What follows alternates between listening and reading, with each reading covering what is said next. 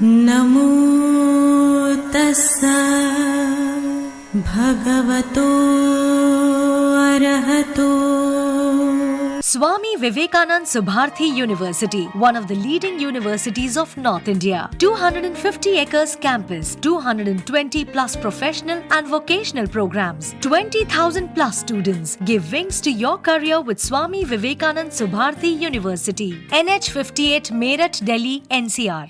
Subharti cancer institute, विश्व की अत्याधुनिक मशीन द्वारा कैंसर का हर तरह का इलाज, साथ ही MRI, cardiac CT scan, kidney, hip and joint transplant, hair transplant, endoscopy, laparoscopy, neurosurgery आदि सुविधा भी उपलब्ध हैं। 24 hours emergency, dialysis and diagnostic services. Subharti hospital, NH 58 Meerut. Raj Bihari Bose, Subharti University, Dehradun.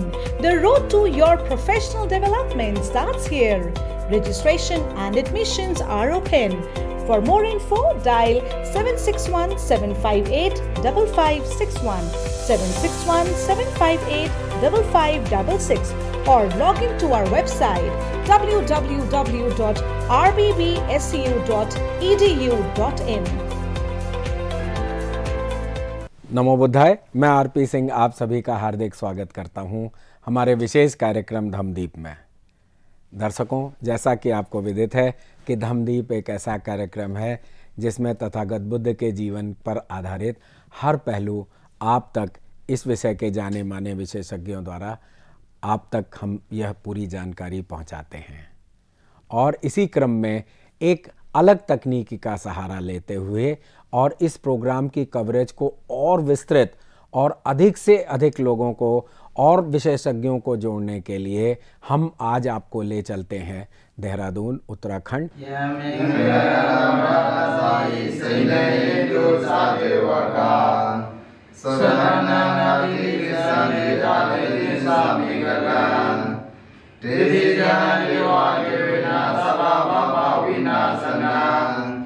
Oh,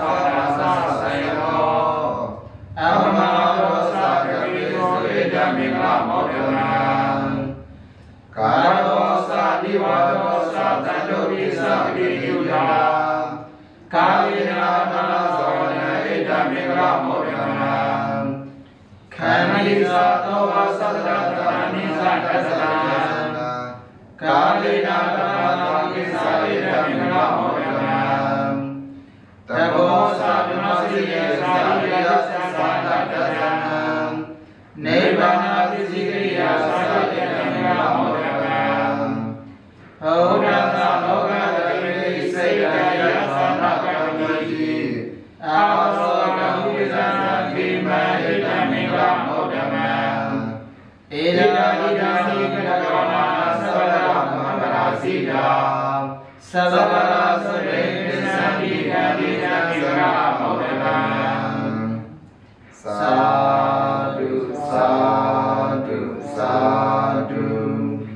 इसी क्रम में हम बौद्ध तथा पाली साहित्य पर विस्तृत चर्चा कर रहे हैं, क्योंकि यह विषय बहुत ही विस्तृत है और हम इसे बहुत छोटे समय सीमा में नहीं बांध सकते। अगर ऐसा करेंगे तो यह अपना मूल रूप ही खो देगा। इसलिए हम इसे एक योजना के तहत विभिन्न भागों में आपके समक्ष प्रस्तुत करने जा रहे हैं।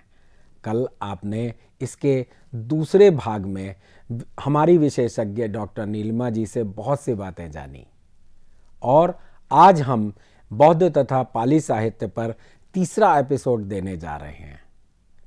तो हम आपको ले चलते हैं देहरादून, जहां से प्रोफेसर डॉक्टर नीलिमा जी बौद्ध तथा पाली साहित्य पर यानी इस विषय पर हम सबको मार्गदर्शित करेंगी। नमो बुद्धाय। स्वागत है नीलिमा जी, आपका बहुत बहुत स्वागत है इस विशेष प्रोग्राम में। जय हिंद, नमो बुद्धाय। आप सभी का स्वागत है हमारे इस धम्मदीप कार्यक्रम में। डॉक्टर आरपी सिंह सर ने मुझे यहाँ पर अपने विचार व्यक्त करने के लिए आमंत्रित किया है, उसके लिए बहुत बहुत साधुवाद सर। और आज का हमारा विषय है बौद्ध तथा पाली साहित्य। भाग 3 में आज हम जानेंगे, क्योंकि पाली साहित्य इतना बड़ा है कि हम इसे 1-2 भागों में समेट नहीं सकते। इसीलिए आज तीसरे भाग में मैं सभी का स्वागत करती हूँ। हमने पिछले एपिसोड में देखा कि साहित्य की निर्मिति कैसे हुई, सुत्त पिटक कैसे बना और सुत्त पिटक के 5 निकायों का संकलन किस तरह से हो रहा है। तो इसी भाग के अनुसार हम आगे बढ़ेंगे। आज हमारा सुत्त पिटक का एक महत्वपूर्ण भाग है जिसे हम दिघ निकाय कहते हैं, उस भाग के बारे में आज हम जानेंगे। वैसे तो त्रिपिटक साहित्य, संपूर्ण साहित्य ही बहुत ही बड़ा, विस्तृत और बहुत सी जानकारियों के साथ हमें उपलब्ध होता है, किंतु इसकी कई ऐसी विशेषताएं हैं, कई ऐसी जानकारियां हैं जिसे मैं चाहती हूँ कि सभी लोगों के साथ इसे साझा करूँ। तो दिघ निकाय से ही आपको पता चल जाएगा कि दिघ यानी दीर्घ, दीर्घ अर्थात दीर्घ सुत्त जिस विभाग में शामिल किए गए हैं वह है दिघ निकाय।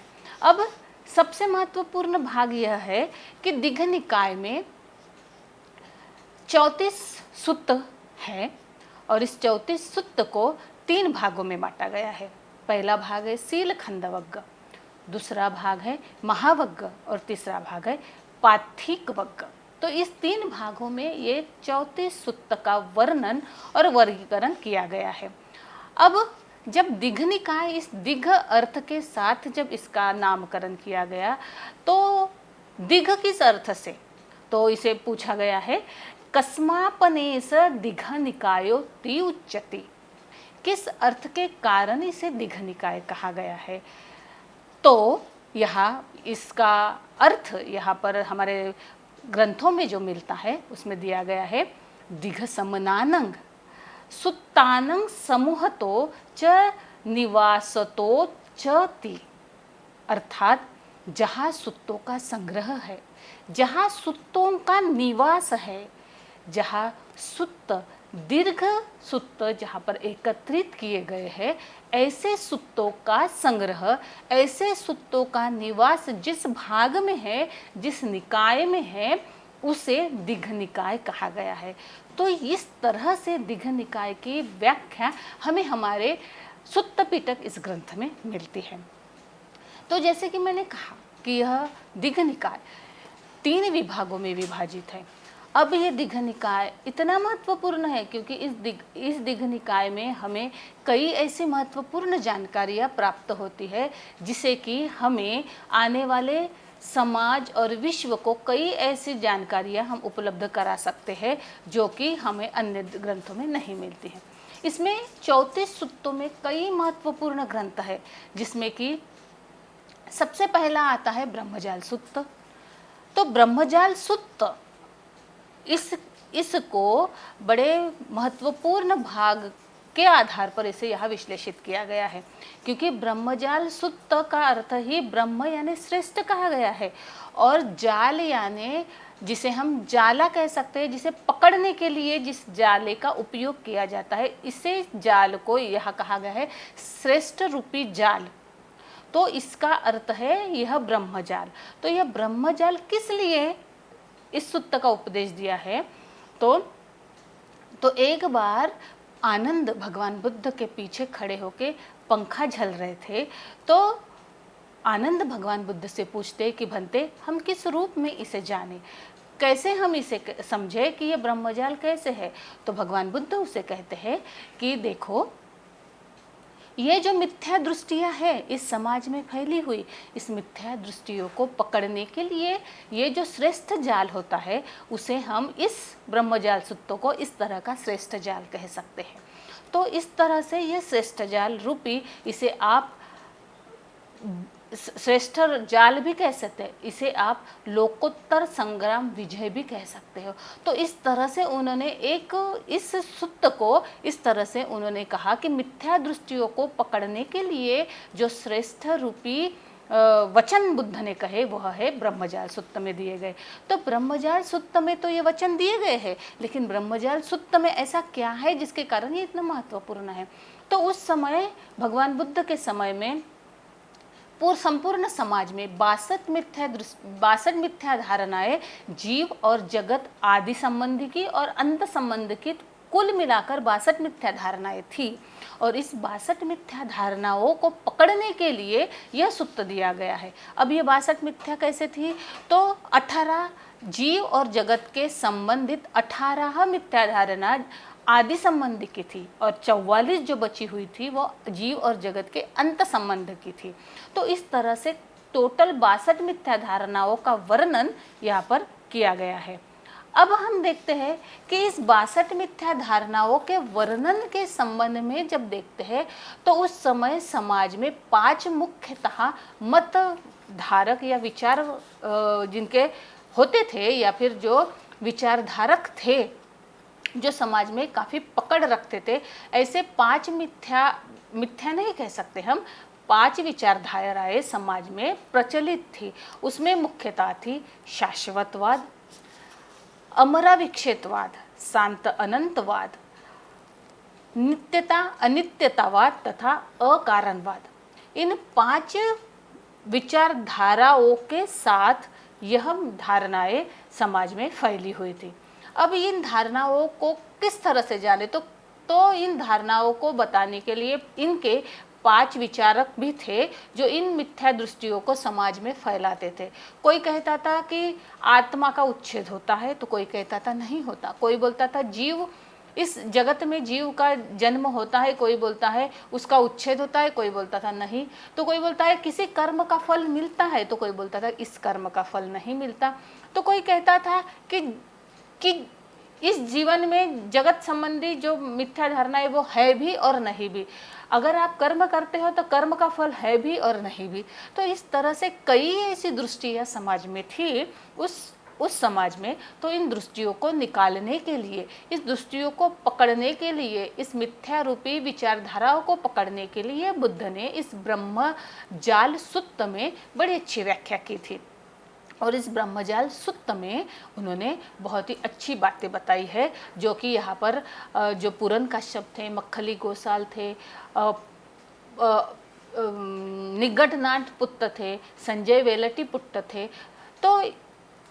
तो इन लोगों ने इन सारी विचारधाराओं को अपने समाज तक फैलाया, और इन समाज में ये मिथ्या धारणाएं जीव और जगत के संबंधी वो थी, प्रचलित थी। और इस पर ही बुद्ध ने इस तरह का फिर ये अपना वक्तव्य दिया है, जिसे कि हम पाली साहित्य में एक बड़ा दस्तावेज समझ सकते हैं, जो कि दीघ निकाय में दिया गया है।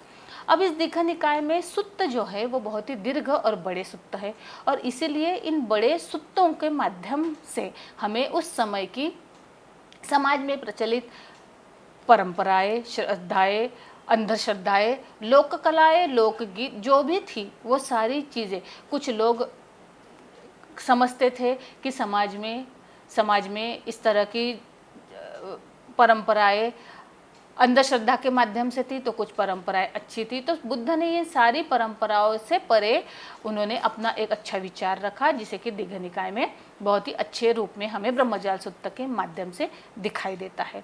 तो ये हो गया ब्रह्मजाल सूत्र। इसके साथ साथ ब्रह्मजाल सूत्र के साथ साथ दीघ निकाय में कई ऐसे मुख्य सूत्र है जो कि हमें दिखाई देते हैं। दूसरा सूत्र है वह भी बहुत महत्वपूर्ण है, जिसे कि सामय्य फल सूत्र कहते हैं। अब इस सामय्य फल सूत्र क्या है? तो सामय्य फल सूत्र ये है जहाँ की भगवान बुद्ध ने सामय्य फल का सूत्र का उपदेश राजगृह में दिया था। और यह श्रामण्य का फल किस तरह से पा सकता है व्यक्ति अपने जीवन में, इसके बारे में इसमें वर्णन किया गया है। यह भी सूत्र बहुत ही दीर्घ है और इसमें भी कई तरह के भगवान बुद्ध ने बहुत ही अच्छी तरह से इस सूत्र में श्रामण्य का फल किसे और कैसे मिलता है इसके बारे में वर्णन किया है। इसमें कहा गया है कि अजातशत्रु जो थे, अजातशत्रु ने जब अपने पिता मगध सम्राट बिंबिसार का वध किया, उसके बाद वह अशांत हो गया। वह अजातशत्रु अपने मन की शांति के लिए यहाँ वहाँ घूम रहा था और उसे लेकिन कहीं पर भी मन की शांति नहीं मिली।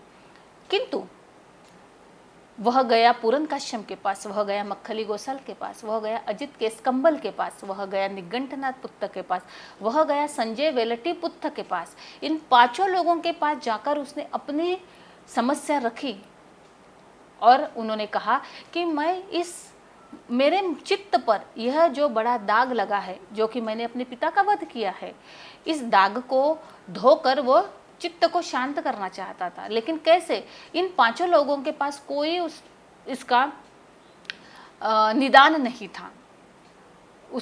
उसकी समस्या, अजातशत्रु की समस्या इससे समाप्त नहीं हुई। तो उसके बाद अजातशत्रु को फिर भी इन पांचों लोगों की विचारधाराओं को समझने के बाद भी इसके मन को कोई भी शांति नहीं मिली। उसके बाद जीवक ने उसे बताया कि भगवान बुद्ध यहीं पे राजगृह में आराम कर रहे हैं, अगर आप जाकर उनके पास मिलते हैं, उनसे अपनी समस्या पर चर्चा करते हो तो शायद आपको इस बारे में समाधान मिल जाएगा। तो वह वेड़ुवन में जाता है और भगवान बुद्ध से वह चर्चा करता है। भगवान बुद्ध को कहते हैं कि भगवान, मेरा चित्त, मुझे शांति चाहिए, मेरे मन कहीं बहुत अशांत है, मैं विक्षिप्त हो रहा हूँ, मेरे मन में बुरे बुरे ख्याल आ रहे हैं क्योंकि मैंने बहुत बड़ा जुर्म किया है, तो इसके लिए मुझे मन की शांति चाहिए। तब भगवान बुद्ध को उसे नैतिक मूल्य के माध्यम से, नैतिक बल कैसे बढ़ाना है उस माध्यम से वह श्रामण्य फल सूत्र का अजातशत्रु को वह उपदेश देते हैं। अब वह एक बहुत ही महत्वपूर्ण प्रश्न भगवान बुद्ध से करता है कि भगवान, क्या श्रामण्य का फल आप इसी जन्म में आप दिखा सकते हैं? क्या इसी जन्म में मिल सकता है? तब भगवान बुद्ध बोलते हैं, क्यों नहीं मिल सकता, बिल्कुल मिल सकता है। श्रामण्य का फल इसी जन्म में मिल सकता है और मैं तुम्हें दिखा सकता हूँ। तो बोलता है कैसे? तो भगवान बुद्ध बहुत ही अच्छा उदाहरण देकर ये सूत्र उसे अजातशत्रु को समझाते हैं। वो बोलते हैं कि देखो, तुम्हारे घर में अजातशत्रु एक नौकर है या फिर कोई भी काम करने वाला कारागिर हो या कोई भी हो, अगर वह व्यक्ति निम्न वर्ग से है, किसी भी निम्न वर्ग से हो, अगर वह व्यक्ति अपना जीवन छोड़ के अगर वो संघ में आता है तो संघ में आने के बाद उसका पद इतना बढ़ जाएगा कि वह अपने आप ही पूजनीय हो जाएगा। उसको चाहे मैं हूँ, चाहे तुम हो, चाहे कोई भी हो, उसे वंदन करेगा, उसे पूजा करेगा। आपको देखिए, यह श्रामण्य का फल है कि एक किस तरह से जीवन वह व्यक्ति जी रहा था और अचानक से संघ में आने के कारण, संघ में एक रूप होने के कारण, धम्म का अनुसरण करने के कारण उसका बल बढ़ गया है और वह सबके लिए सत्कार युक्त हो गया है। सब लोग उसकी पूजा कर सकते हैं। देखिए, इसी जन्म का ये श्रामण्य फल है।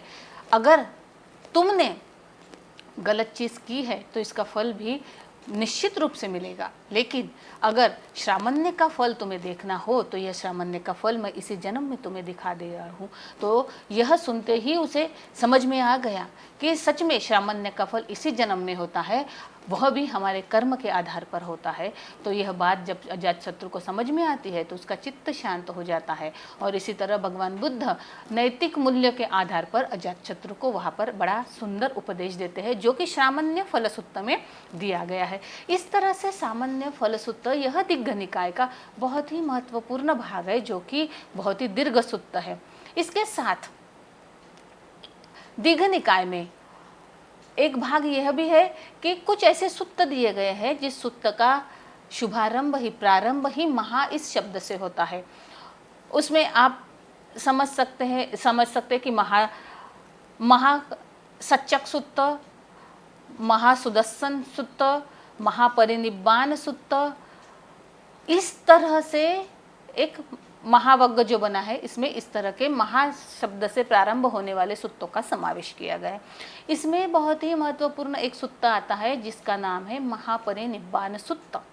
तो ये है भगवान बुद्ध के जीवन काल का बहुत ही महत्वपूर्ण सूत्र है, जो कि अंतिम समय में बुद्ध ने दिया था। इस सूत्र को आप अगर देखेंगे तो आपको पता चलेगा कि ये सूत्र अपने आप में ही एक इतना विशाल और महत्वपूर्ण है कि उस सूत्र के माध्यम से आपको उस समय की भौगोलिक, ऐतिहासिक और सामाजिक जानकारी मिल जाएगी। यह सूत्र इतना बड़ा है।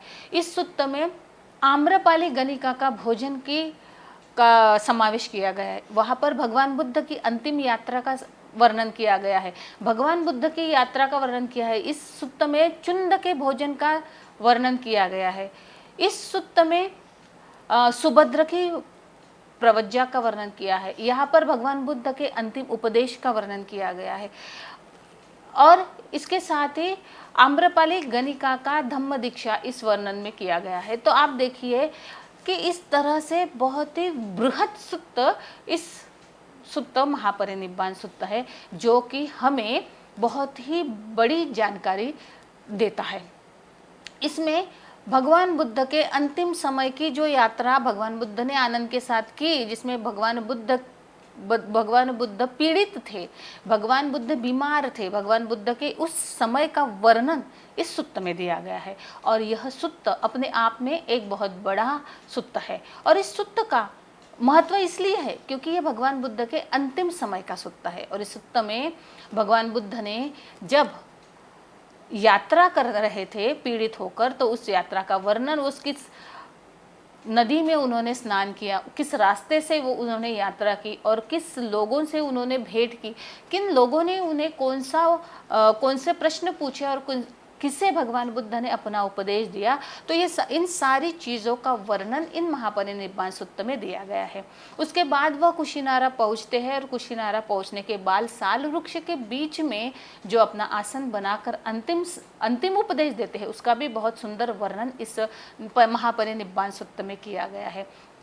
साथ ही इसमें भगवान बुद्ध का महापरिनिर्वाण धातु में प्रवेश किस तरह से होता है और किस तरह से वहाँ पर सारी चीज़ें की गई थी संघ के माध्यम से, तो ये सारी चीज़ों का वर्णन, और सुभद्र आकर भगवान बुद्ध से किस तरह प्रवज्जा मांगता है और किस तरह से भगवान बुद्ध अंतिम उपदेश देते हैं, तो इन सारी चीज़ों का वर्णन इस दिग्घ निकाय के महापरिनिब्बाण सूत्र में दिया गया है। और इसीलिए यह दिग्घ निकाय का बहुत ही महत्वपूर्ण सूत्र है। इसके अलावा दिग्घ निकाय में कई ऐसे ब्राह्मणों का संवाद है, जिसमें कि हमें पता चलता है कि कई ऐसे ब्राह्मणों के जीवन पर आधारित कुछ सूत्र दिए गए हैं, जिसमें कि लोहिच्य सूत्र, कसी भारद्वाज सूत्र, सिगालोवाद सूत्र, केवट्ट सूत्र, शुभ सूत्र। तो ये सारे ब्राह्मण थे जो कि भगवान बुद्ध के पास आते थे और अपने ब्राह्मण जाति का अहंकार, जैसे कि यहाँ पे लोहिच्य का मैंने वर्णन किया है, लोहिच्य को अपने जाति का बड़ा अभिमान था। वह भगवान बुद्ध के पास आता है और भगवान बुद्ध से चर्चा करता है, भगवान बुद्ध से संभाषण करता है और बोलता है कि ब्राह्मण जाति सर्वश्रेष्ठ है, तो किस तरह से भगवान बुद्ध ने उस अहंकार को, लोहित्य के अहंकार को नष्ट किया, इसका भी बड़ा अच्छा वर्णन लोहित्य सुत्त में आता है। भारद्वाज सुत्त, इसके साथ साथ केवट्ट सुत्त, तो ये सारे सुत्त जो है, शुभ सुत्त, जनवसभ सुत्त, तो ये सारे सुत्त दीघ निकाय के बड़े महत्वपूर्ण सुत्त है, जिसमें कुछ ब्राह्मणों का समावेश किया गया है। उसमें पूरी सूची दी गई है, तो कि इन ब्राह्मणों के साथ भगवान बुद्ध का यहाँ पर संवाद हुआ है। तो इस तरह भगवान बुद्ध का संवाद होते होते भगवान बुद्ध ने कई ब्राह्मणों को इस तरह से उपदेश दिया कि वो ब्राह्मण भगवान बुद्ध के भिक्षु संघ में आकर शामिल हो गए। तो इस तरह से एक विचारधारा को परिवर्तित करने का कार्य भगवान बुद्ध ने आज से 2600 साल पहले किया। इतना ही नहीं, तो उतनी उनकी विचारधाराओं को परिवर्तित किया, उनके विचारों को परिवर्तित किया, उनके जीवन को परिवर्तित किया, उनके अपने एक समाज को परिवर्तित किया। तो ये उस समय की बहुत बड़ी बात है। तो उस समय की जो भी जाति, धर्म, लिंग और जो कुछ भी ऐतिहासिक और सामाजिक तथ्य थे, जिसकी जानकारी, बहुत ही महत्वपूर्ण जानकारी हमें दीघ निकाय इस भाग में मिलती है। और इसीलिए दीघ निकाय यह भाग सुत्त पिटक का सबसे महत्वपूर्ण भाग माना जाता है, क्योंकि इस दीघा निकाय में इतनी सामग्री उपलब्ध है कि जिससे उस समय की सारी चीज़ों के माध्यम से हम सारे क्षेत्रों के बारे में एक विचार हम रख सकते हैं। तो इस तरह से और उपलब्ध सामग्री के माध्यम से हम इन चीज़ों को समझ सकते हैं। तो इसीलिए दीघ निकाय यह पाली और बौद्ध साहित्य का एक महत्वपूर्ण ग्रंथ है, जिसे कि 3 भागों में बांटा गया है और 34 सुत्त है। तो ये हो गया दीघ निकाय। दूसरा भाग है इसका मध्यम निकाय। मध्यम निकाय से ही आपको समझ में आएगा कि मध्यम आकार के सुत्त। अब मध्यम आकार के सुत्त जो होते हैं उन्हें इस विभाग में शामिल किया गया है, इसीलिए इसका नाम मध्यम निकाय पड़ा। निकाय यानी भाग। तो मध्यम निकाय में कुल मिलाकर 152 सुत्त है, जिसे कि 3 भागों में बांटा गया है। पहला भाग है मूल पन्नासक वग्ग, दूसरा भाग है मध्यम पन्नासक और तीसरा भाग है ऊपरी पन्नासक। इसमें 50, 50, 52 इस तरह से टोटल 152 सुत्तों को विभाजित किया गया है। और इन सुत्तों के माध्यम से हमें उस समय के जीवन प्रणाली का पता चलेगा। उस समय के कई ऐसे ऐतिहासिक तथ्यों का पता चलेगा जो कि हमारे सामने नहीं थे। और कई ऐसे दस्तावेज हमें मिलेंगे जो कि मध्यम निकाय में बहुत ही सुंदर तरह से वर्णन किए गए हैं, क्योंकि मध्यम निकाय के 152 सुत्तों के माध्यम से हम इस सारे जानकारी को उपलब्ध, यानी हमारे पास जो उपलब्ध है जो जानकारी, इससे हमें पता चलेगा कि उस समय का समाज जीवन किस तरह से प्रभावित होता था, उस समय के समाज जीवन को किस तरह से हम देख सकते हैं और अपना एक विचार और अपनी एक विचार हम बना सकते हैं। तो इस तरह से वहाँ पर बताया गया है। मध्यम निकाय यानी मध्यम आकार के सुत्त हैं। इसमें ना सुत्त बहुत बड़े हैं ना सुत्त छोटे हैं, इसीलिए इसका नाम मध्यम निकाय दिया गया है। अब इन मध्यम निकाय सुत्तों में, मध्यम निकाय में हमें कई ऐसे सुंदर सुत्त मिलेंगे जिसे कि हमें पता चलेगा कि ये मध्यम निकाय कितना महत्वपूर्ण ग्रंथ है। मध्यम निकाय के इस ग्रंथ को अगर हम देखा जाए तो हमें इसके बारे में ये पता चलता है कि इस मध्यम निकाय के सुत्तों में हमें कई ऐसी जानकारियाँ है जो जानकारियाँ भगवान बुद्ध के यात्रा के समय में और भगवान बुद्ध के उपदेश के समय में जिन समूहों से भगवान बुद्ध मिले थे, जिन समूहों के विचारधाराओं पर भगवान बुद्ध की विचारधारा का प्रभाव नहीं था, उन समूहों का बहुत अच्छा जिसे हम कह सकते हैं कि विचार, बहुत अच्छा उपदेश, विविध समाजों का एक सम्मिश्रण भाव, विविध समाजों का एक सम्मिश्रण प्रथाएं, परंपराएं इस माध्यम से हमें दिखाई देगी। तो मध्यम निकाय के इस भाग में हम देखेंगे कि कई ऐसे सुंदर सुत्त है जिसे कि 152 भागों में 52 सुत्तों में विश्लेषित किया गया है। और इसीलिए यह भगवान बुद्ध के साहित्य का एक बहुत महत्वपूर्ण भाग है। तो हम अगले भाग में मध्यम निकाय के विविध वर्गों का और सुत्तों का हम विचार करेंगे। आज के इस विषय को देखते हुए हम आज यही रुकेंगे। समय की मर्यादा होने के कारण हम इस सुत्त को अगले भाग में विश्लेषित करेंगे। तब तक के लिए आप मुझे इजाज़त दें। नमो बुद्धाय, जय हिंद। नीलिमा जी, आपका बहुत बहुत आभार। आपने बौद्ध तथा पाली साहित्य पर बहुत ही अच्छी जानकारी दी। तो साथियों, आज के इस विशेष प्रोग्राम में बस इतना ही। अब समय हो चुका है आज के प्रोग्राम के विश्राम होने का, लेकिन उसके पहले आपको बताते चलें कि आपके मन में भी जो प्रश्न हो, जो जिज्ञासाएं हो, वह आप इस प्रोग्राम का हिस्सा बन पूछ सकते हैं। प्रश्न पूछने के लिए आप हमारे व्हाट्सएप नंबर 9639010109 पर अपना प्रश्न भेज सकते हैं या हमारी ईमेल आईडी subhartibuddha@gmail.com पर भेज सकते हैं। तो जैसा कि आपको विदित है, प्रश्न का जवाब हमारे विशेषज्ञों द्वारा सीधे तौर पर आपको दिया जाता है। इसलिए आप अपनी जिज्ञासाओं को दबाएं नहीं, आप स्वतंत्र हैं। आप अपनी जिज्ञासाओं को भेजें और हमारे विशेषज्ञ आपकी जिज्ञासाओं को शांत करेंगे। तब तक मैं आरपी सिंह मेरठ स्टूडियो से और प्रोफेसर नीलिमा जी देहरादून स्टूडियो से लेते हैं विदा। कल इसी समय आपके समक्ष फिर उपस्थित होंगे। नमो बुद्धाय। सुभारती कैंसर इंस्टीट्यूट, विश्व की अत्याधुनिक मशीन द्वारा कैंसर का हर तरह का इलाज, साथ ही MRI, cardiac CT scan, kidney, hip and joint transplant, hair transplant, endoscopy, laparoscopy, neurosurgery आदि सुविधा भी उपलब्ध हैं। 24 hours emergency, dialysis and diagnostic services. Subharti hospital, NH58 Meerut. Raj Bihari Bose, Subharti University, Dehradun. The road to your professional development starts here. Registration and admissions are open.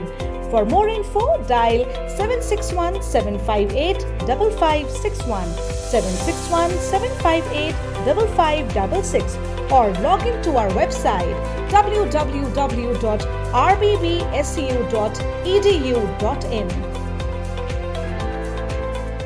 Swami Vivekanand Subharti University, one of the leading universities of North India, 250 acres campus, 220 plus professional and vocational programs, 20,000 plus students. Give wings to your career with Swami Vivekanand Subharti University, Meerut, Delhi, NCR.